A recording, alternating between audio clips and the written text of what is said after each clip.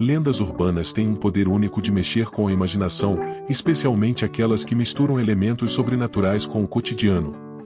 Elas são frequentemente passadas de geração em geração, ganhando versões mais elaboradas e criando uma aura de mistério e medo.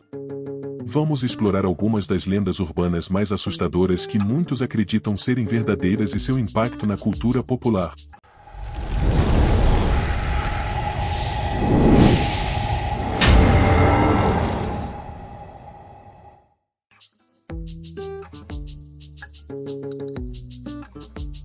O Slender Man é uma das lendas urbanas mais impactantes e difundidas da era digital, simbolizando como a internet pode transformar uma criação ficcional em algo que muitos acreditam ser real.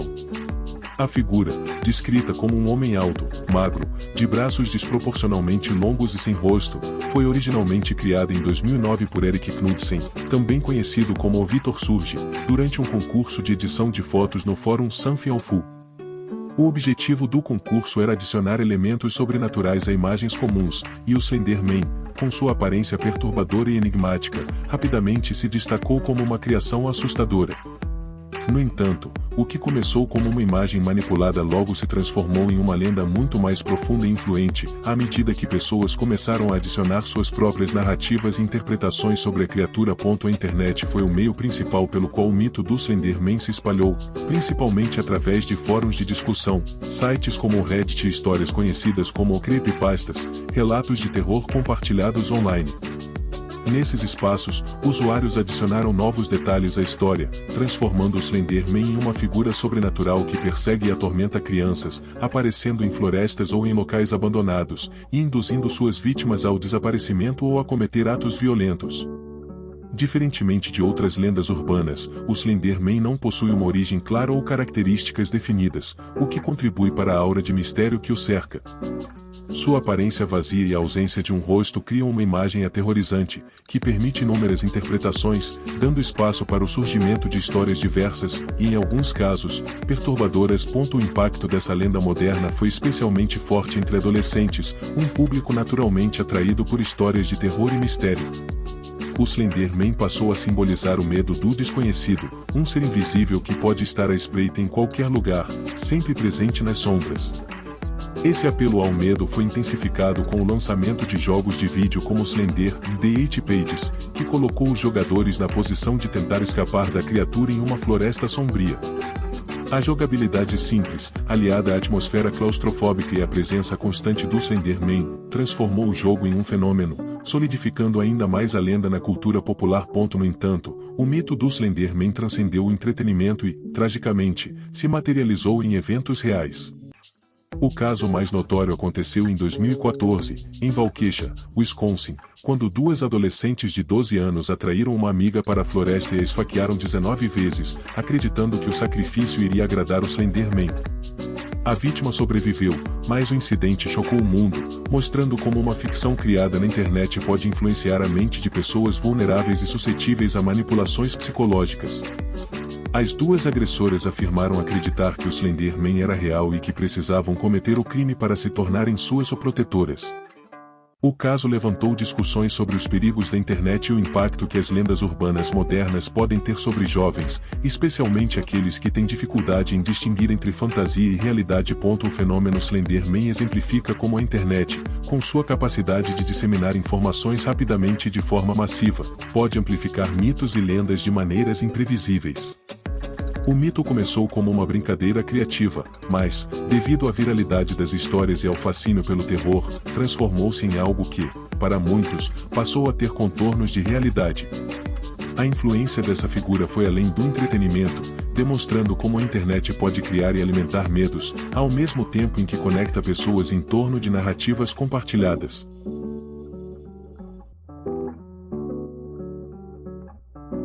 A loira do banheiro é uma das lendas urbanas mais conhecidas nas escolas brasileiras, carregando um mistério que fascina e assusta gerações de crianças e adolescentes. Embora existam diversas variações regionais e versões da história, o núcleo da lenda permanece o mesmo e trata-se de uma mulher loira que morreu de maneira trágica, frequentemente associada a algum acidente ou evento violento ocorrido em um banheiro, e que, por isso, teria ficado presa ali, assombrando o local. Segundo a lenda, o espírito vingativo dessa mulher aparece em banheiros escolares, aterrorizando aqueles que se atrevem a invocá-la ou cruzam seu caminho. Para invocar a loira do banheiro, acredita-se que é necessário realizar um ritual específico, que pode variar de acordo com a localidade, mas geralmente envolve bater a porta do banheiro repetidas vezes, dar descarga 3 vezes ou chamar seu nome em voz alta por 3 vezes enquanto olha para o espelho. Esses rituais são frequentemente realizados em grupos, alimentando o clima de medo e ansiedade entre os participantes. A história gera uma sensação de expectativa e adrenalina, transformando o ambiente escolar em um palco perfeito para o terror juvenil.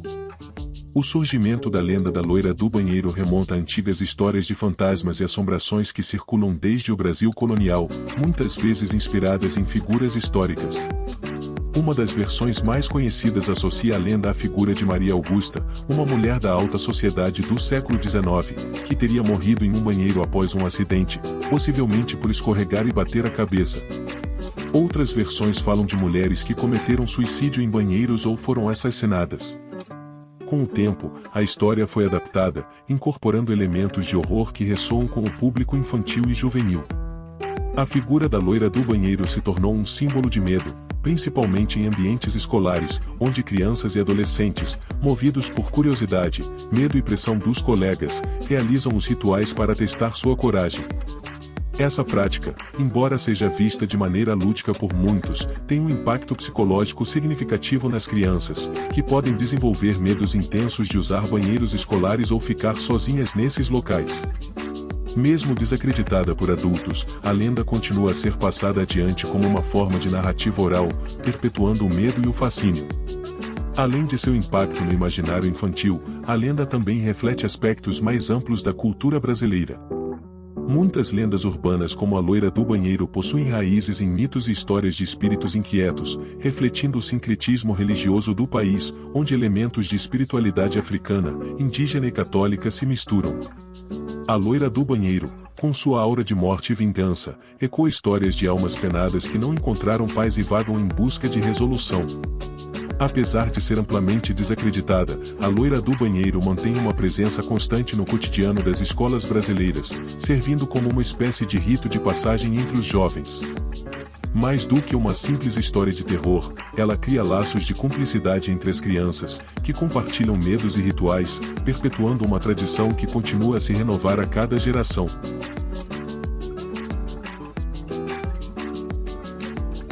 O jogo do copo é uma prática muito popular entre adolescentes e jovens, especialmente aqueles curiosos sobre o mundo sobrenatural e o contato com espíritos. Funciona de forma semelhante à famosa tábua Ouija, mas com uma configuração mais simples. Ao invés de uma tábua específica, as pessoas utilizam um copo e escrevem letras, números e as palavras ou sim ou não em pedaços de papel, dispostos em círculo em uma mesa. Os participantes, geralmente reunidos em um ambiente escuro ou iluminado apenas por velas para aumentar a atmosfera de mistério, colocam o dedo levemente sobre o copo, fazendo perguntas para que os supostos espíritos se comuniquem movendo o copo sobre as letras, formando respostas. A popularidade do jogo está ligada à fascinação humana pelo desconhecido e pelo sobrenatural. Para muitos jovens, é uma forma de desafiar o medo e explorar algo que parece além da realidade cotidiana. No entanto, enquanto alguns acreditam que o copo é movido por espíritos ou forças paranormais, especialistas em psicologia e comportamento explicam o fenômeno com base no efeito ideomotor. Esse efeito é um mecanismo inconsciente pelo qual as pessoas fazem pequenos movimentos sem perceber, influenciados pelo contexto emocional e pela expectativa de um resultado. No caso do jogo do copo, os participantes, especialmente quando estão altamente sugestionáveis, podem mover o copo sem intenção consciente, criando a impressão de que algo sobrenatural está em ação. Apesar dessa explicação científica, o mistério e a emoção de participar do jogo do copo muitas vezes superam a lógica. O ambiente em que o jogo é realizado, e geralmente em grupos, à noite, com uma atmosfera carregada de suspense e aumenta a intensidade da experiência. As respostas aparentemente coerentes dadas pelo copo, o comportamento dos participantes e o medo coletivo contribuem para criar uma sensação de realidade no jogo, mesmo que os participantes saibam, em algum nível, que estão influenciando o movimento do copo. Para muitos, o jogo do copo é mais do que uma simples brincadeira. Em diversas ocasiões, jogadores relataram sentir presenças estranhas, ouvir ruídos inexplicáveis ou até experimentar eventos que consideram paranormais após jogar. Esses relatos, embora subjetivos e frequentemente não verificáveis, alimentam a aura de mistério e terror que cerca o jogo. Algumas pessoas acreditam que jogar o jogo do copo pode abrir portas para entidades espirituais ou desencadear consequências indesejadas, levando a uma série de regras e precauções sobre como finalizar corretamente o jogo ou evitar despertar espíritos malignos. Para outros, especialmente aqueles que já tiveram experiências perturbadoras ao jogar, o jogo do copo é uma memória marcante e, às vezes, traumática. Há quem afirme ter experimentado medo duradouro ou ansiedade após sessões particularmente intensas, especialmente se o copo deu respostas assustadoras ou se algo estranho aconteceu durante ou depois da sessão. Esses efeitos psicológicos ressaltam como o jogo do copo, embora racionalmente explicável pelo efeito ideomotor, pode ter um impacto emocional profundo nos participantes, em especial naqueles mais impressionáveis. No fim das contas, o jogo do copo continua a ser um fenômeno cultural amplamente praticado, movido pela curiosidade, pela busca por emoções fortes e pelo desejo de explorar os limites entre o real e o sobrenatural.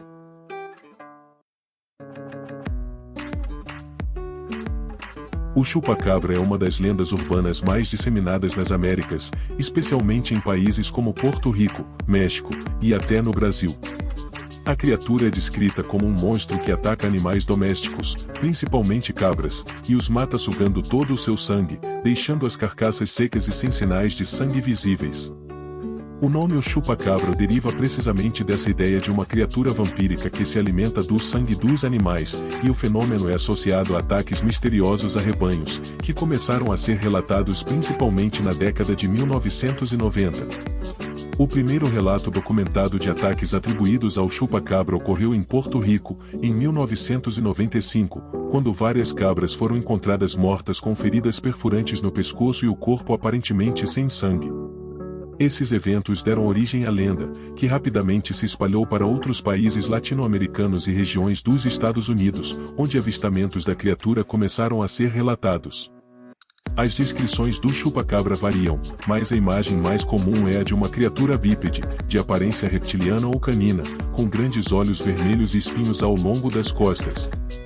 Algumas descrições a retratam como uma criatura peluda, outras como sem pelo e de pele áspera, o que torna sua figura ainda mais enigmática e aberta a interpretações.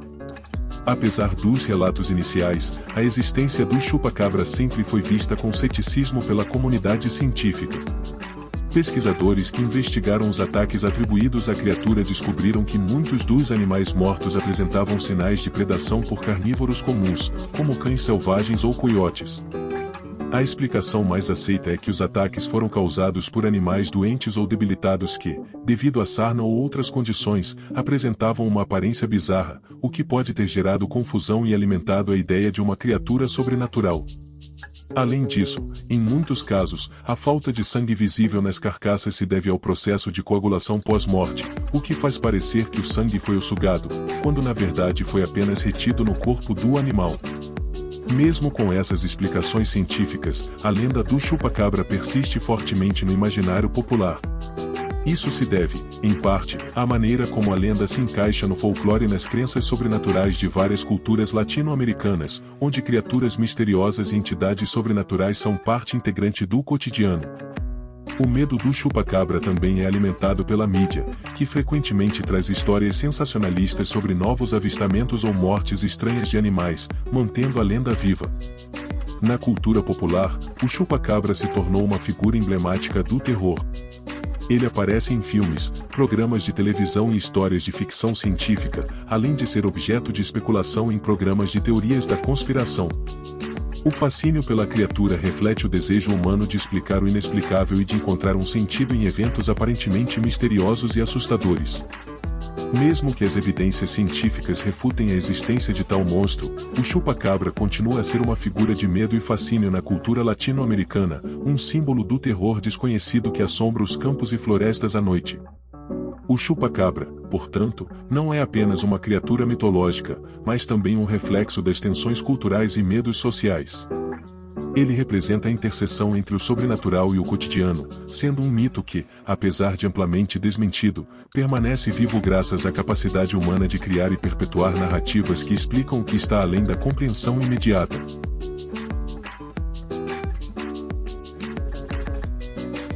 O boneco Robert é uma lenda famosa nos Estados Unidos, cercada por mistério e medo, e sua história remonta ao início do século XX.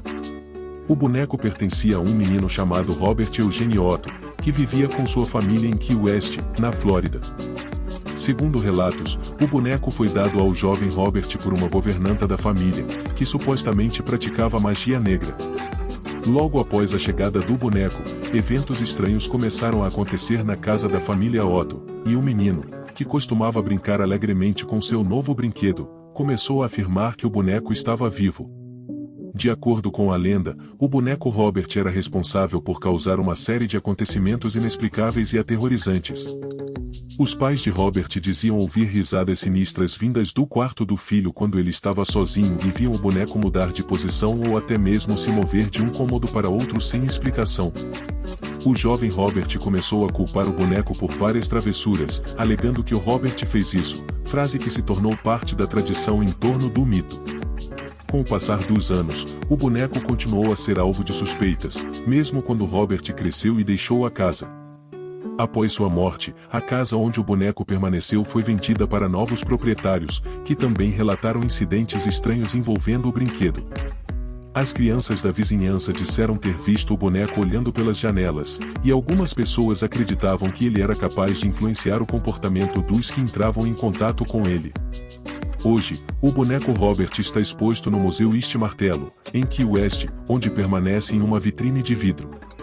Visitantes do museu são aconselhados a pedir permissão ao boneco antes de tirar fotos dele, pois muitos acreditam que quem tira fotos sem pedir pode sofrer consequências sobrenaturais, como má sorte, acidentes ou problemas pessoais inexplicáveis.